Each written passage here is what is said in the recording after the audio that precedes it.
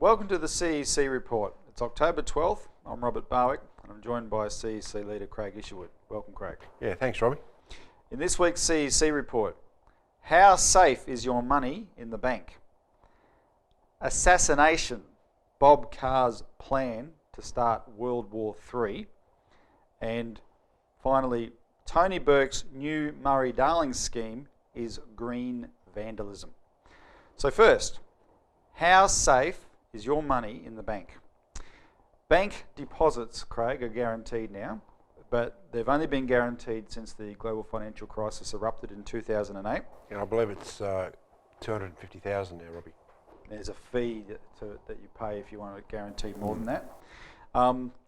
So for the whole of Australian history, they weren't actually guaranteed.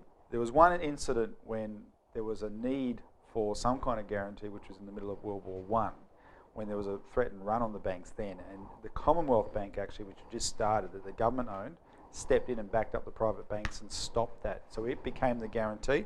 But we haven't had it until since October 2008. So it's 4 years now.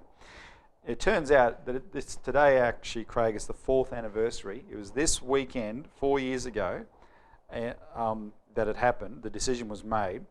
Now, we've reported on this program the fascinating story that Professor Ian Harper of the Melbourne Business School, who's a bit of a top dog in the world of financial management in Australia, he was on the Wallace Committee, for example, in the late 90s. This weekend, 4 years ago, he told his wife to go down and withdraw as much money as she could from the ATM on the weekend, because he wasn't sure the banks would be open on Monday. There's an insider. That's an insider, yeah. Now, the public wasn't told this, right? Mm-hmm. This was just his fear. This came out months and months later. And the Wallace Committee, Robbie, for the benefit of the viewers, was the committee that began the process of deregulation of the entire banking system. A bit similar, like it was a sort of a parallel to the repeal of Glass-Steagall in the United States. So on that, after that weekend, Kevin Rudd's government trumpeted this bank deposit guarantee to reassure Australians, look, your deposits are safe. However, it was a cover for the real guarantee, which was his government's guaranteeing of what our banks themselves owe overseas, that they'd borrowed on lend in Australia. That's what they were really guaranteeing. Mm-hmm. And in order to sort of make it palatable, they said, we're going to guarantee deposits as well. So deposits are now guaranteed, but what we're going to talk about today is, what is that guarantee actually worth? As of now, the total deposits guaranteed add up to more than $600 billion. If the government had to step in with $600 billion, could it? It already has its own $250 billion debt. That's the government's own debt, $250 billion. It already has contingent liabilities of over $100 billion from this other guarantee for the bank's overseas borrowings. So if it had to all of a sudden protect our bank guarantee deposits by stepping in with $600 billion, it would have to borrow that money to do it. But that's the problem. The crisis that would make it necessary is a global crisis. Where would the government borrow this money from? So then you say, okay, well, what's the likelihood of all this happening? That all the banks at once would fail, and therefore the guarantee would be necessary. That the government would have to step in with all this, with the whole amount. Well, as we've said here, just to remind viewers, there is a very high likelihood of that. The GFC is still unfolding. The global financial crisis has not been solved. We're 4 years into it. America is still a basket case. Europe is still a basket case. All they're doing is printing money. And Australia says, oh, we're the best economy in the world here. The 12th largest now. Oh yeah, I saw that. We're beating our chests over that. We're now the 12th largest in the world. All that tells you is that we're desperately clinging onto the cliff while everyone's free falling off around us. And oh yeah, we're really good. Well, just wait, because here's the big issue with the banks. They are all heavily exposed to the number one vulnerability in our economy, which is the mortgage bubble. Now, the other week we reported an aspect of this, which is that they said at the time of the GFC, Australia didn't have a subprime crisis. Well, it turns out we did have a subprime crisis, and our percentage of subprime loans in Australia is quite large, all of which the people who have those subprime loans are floundering, trying to pay them back. That same report made a very interesting observation, Craig, that further job losses in Australia, because we've had lots of them, could have a huge impact on the mortgage market, driving values down and catching all the banks holding mortgages on property out because that property has halved in value. And it's on our website, people can see, we put up a balance sheet of the Commonwealth Bank, which is our most profitable bank, that if you adjusted their exposure, the assets of their balance sheet based on a halving of property values, the Commonwealth Bank would be bankrupt, as would all the other banks would be bankrupt. Now, we're not talking about this because we want to issue all of a sudden financial advice to the viewers. We're talking about it as a political problem. What, in your view, Craig, from the CEC standpoint, should be done? Well, as you said, it's a political issue.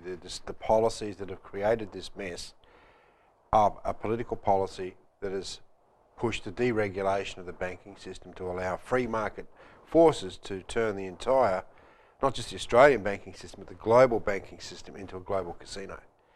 And the problem, Robbie, is, as you mentioned before, is that Australia is riddled with debt. It's not just, well, let's have a look at that and give it some sense. I mean, we do these graphs all the time for people to look at and to understand.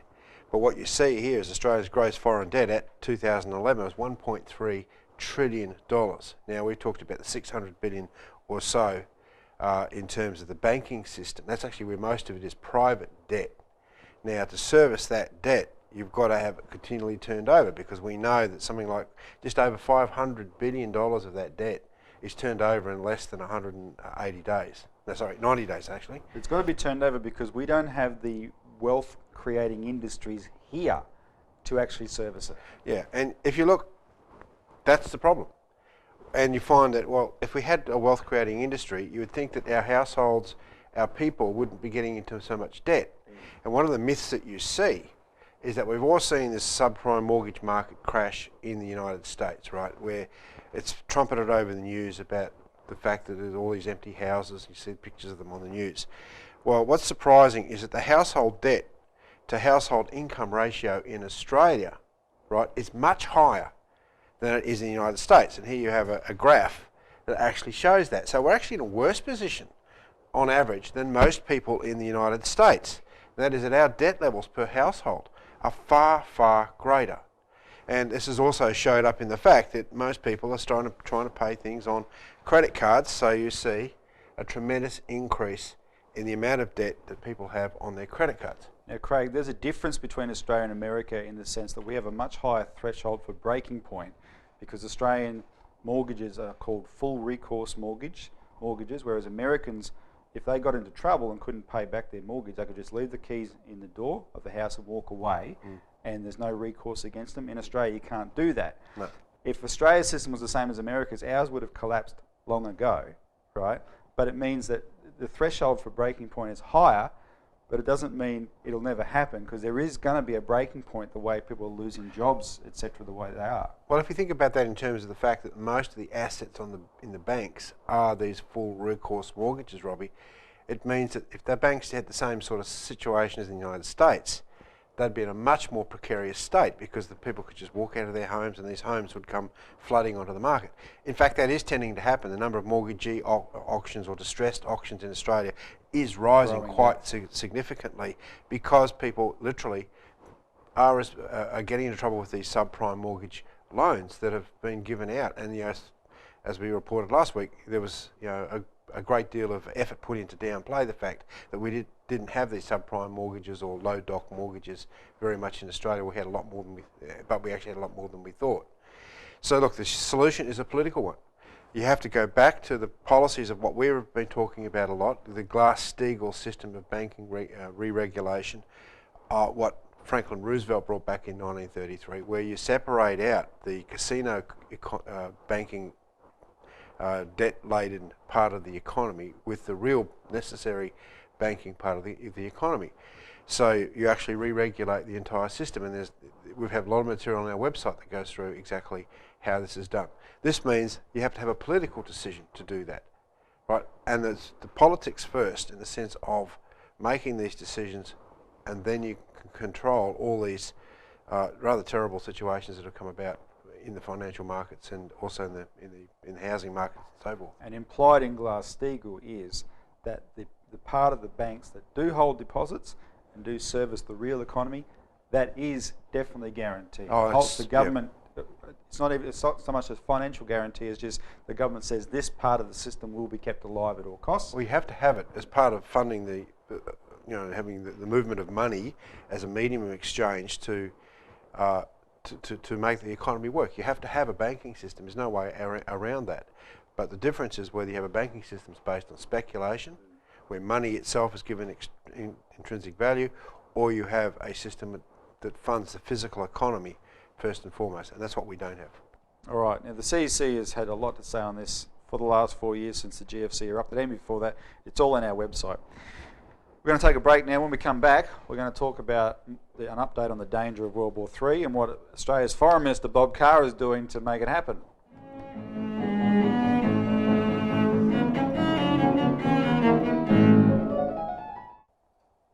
Welcome back to the CEC Report. Now, Assassination, Bob Carr's plan to start World War III. Four Corners this week, Craig, ran a totally one-sided propaganda story on Syria, which we had put out a release before it, just warning people it would be one-sided. We'd heard enough to see that. And it definitely was. The whole point of it was to beat the drums of war. And then afterwards, it even shocked me, Bob Carr, in an interview with Kerry O'Brien, said that a precondition for peace, so first of all, he was being promoted as a peace broker in the conflict, but he said a precondition for peace was an assassination and a major defection that takes a big part of the army. And by assassination, he didn't mean of the local milkman. He means of the Syrian president, Bashar al-Assad. Now, people need to think this through because this is becoming too common. But think about it. What is the world coming to when we can openly call for assassinations of heads of state? This is what happened to Gaddafi in Libya, and they're going to do the same thing there. Carr is confirming, in fact, what Bashar al-Assad already knows, that the same people who murdered Gaddafi in Libya are planning to murder him. And here's the thing. If you're sending Assad that message, that is a message that is intended to get him to push him into using maximum force. Because if I was the head of the state of a country that I knew people were invading who intended to kill me, I would use maximum force to stop them. This message is intended to do that, and therefore intended to cause more bloodshed. I don't think it's just a personal issue, Robbie. It's actually, there's an issue of principle here too. Assad is associated with Russia. They've got various strategic alliances, and right now you see Putin standing up for this principle of national sovereignty, the Putin doctrine. The same in China, right? These are two countries that look at this question of their own sovereignty as paramount. And I think Assad does too. I mean, he's looking at, here we have a country that's effectively being invaded by Al-Qaeda, the very forces that we are actually trying to defeat in Afghanistan we're working with to overthrow a head of state of a sovereign country. So, I mean, this is what we're talking about here. And Assad can see, he's a target for assassination based upon what you said before with Libya. So you're right. It's personal to them, but their identity of themselves is as representing the sovereignty of their whole nation. Yeah, it's a head of state. Yeah. And just on the thing you said about Putin, of course, remember when Mubarak was toppled in Egypt, John McCain, who could have been president of the United States, but may as well have been with how bad Obama is, tweeted that the Arab Spring is coming soon to Red Square. The whole point of that was to imply that Putin should be next. I mean, this is the world is become very dangerous. They want to get rid of Putin because Putin represents this policy so strongly. And what's more, Robbie, is that he was re-elected resoundingly because the people see that he stands with this policy. And where you have that sort of strength, you also have a great deal of optimism potentially. Now, I want to give the viewers a bit of a sense of where Carr's coming from, because Bob Carr's real agenda is fascism. He is an ideological enemy of the principle of sovereign nation states. And the proof of that is he is very close to the Centre for Independent Studies in Sydney, which is one of the Australian fronts of the Mont Pelerin Society. And the Mont Pelerin Society is a fascist think tank, economics think tank. We call it the British Crown's Economic Warfare Unit. It was set up after World War II with a bunch of ex-Nazis from Germany and others. They preached the Austrian school of Friedrich von Hayek and Milton Friedman, and these are the architects of globalization, which is all about destroying the economic sovereignty of nations.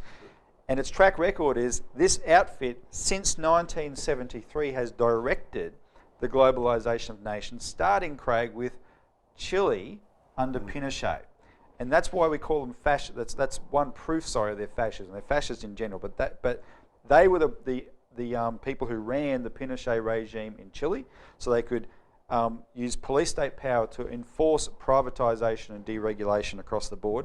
And that's what people like Carr have pushed in their capacity in government here in Australia. And that's what they unleash on the world. They're the ones who imposed what they called shock therapy on Russia, which set up what you just talked about with Putin. An interesting point, because the parallel for Syria is more Iraq. They want to do regime change in Syria like in Iraq. Well, these were the people who, when they did initially defeat Saddam, instead of going in and making sure everything continued to run for the benefit of the people, they went in with shock therapy for Iraq, privatised everything, caused all the massive queues and all the economic chaos that allowed the insurrection to erupt, right? So they could, of course, make a lot of money with their private groups like Blackwater, etc. And, of course, they want to unleash this chaos now across the whole Middle East. And, of course, because they're so ideologically opposed to nation states, that's why Bob Carr is so brazen here.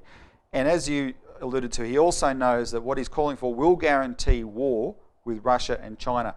And just before you comment on that, just to report what people might have seen in the news, that Turkey is now weighing in to provoke this too on behalf of the British and Obama, because Turkey has just effectively started a war on Syria's border and now has brought down this jetliner from Russia, and in a way that's, of course, the Russians are very, very, very angry about. You mean it didn't shoot it down, it forced it to land? Yeah, got its military planes to force it down. Yeah. It's still a dangerous manoeuvre, right? I mean, if it shot it down, we might already be in World War III. But just for the viewers' sake, Craig, what's the CEC doing about this? Well, Robbie, we've produced a past paper about 3 months ago. It was called The British Crown's Endgame Financial Crash and Nuclear War. That's what we produced. We produced 250,000 of those papers, and they've gone out everywhere. And this detailed Australia's strategic role in actually becoming a nuclear target ourselves, but also this push towards Australia being very closely aligned to Obama's push for nuclear war. The second thing we're going to be doing in the next week or so is producing another newspaper that actually elaborates the comments by Malcolm Fraser on one hand, where he's come out and actually said that the current strategic policy of Australia could push us into nuclear war. And we're basically elaborating that it's not like we're stumbling around clumsily here, risking it. There's an intention to do that. Yeah, so we're the only organisation, it seems, Robbie, in this country that's shining a strong spotlight on, hang on guys, this is heading towards nuclear war. This is why, and that's why we're going to put another newspaper out within about a week on this subject. So we really do shine a very strong light on the fraud here, because we're heading into nuclear war if this is not stopped. Yep. All right. We will update this as often as we need to, and if you can't wait till the next CEC report, get on our website. Finally, we're going to come back and talk about an update on the Murray-Darling Basin.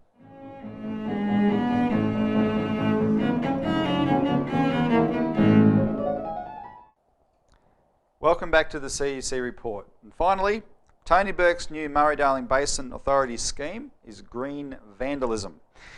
Craig, Tony Burke and the Greens, if they weren't already seen this way, they've exposed themselves as they're like the Vandals of old, which were these barbarians who invaded and destroyed everything in their path. Right? They were the Vandals, capital V Vandals.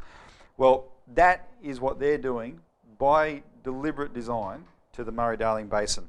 His latest plan, he's just unveiled the new Murray-Darling Basin plan, and in it they want to increase the amount of water taken off farmers to 3,200 gigalitres. I call this the Mozzies and Swamps plan, Robbie, because that effectively is what it is. Mozzies and Swamps. Mozzies and Swamps plan, because the intention is to take legitimate water off farmers and literally refill the swamps. And before you say anything, I mean, you've had the Agriculture Minister and the Water Resources Minister of New South Wales saying that with 3,200 gigalitres of water, it's going to flood valuable existing farmland and turn it back into floodplains where it's been drained in the past, of course reducing the mozzie population. Of course. And they're going to put it back that way. Well, and not just as a byproduct, they are going to dismantle the infrastructure that stops flooding. This is infrastructure that's been built up over decades. The MurrayDarling Basin has been developed now for 100 years, right? There's decades of gone into this that has tamed this to make it productive, to keep it always full, and to keep the land on either side productive. And they're going to deliberately dismantle that to create their swamps, as you said, and breed their mozzies.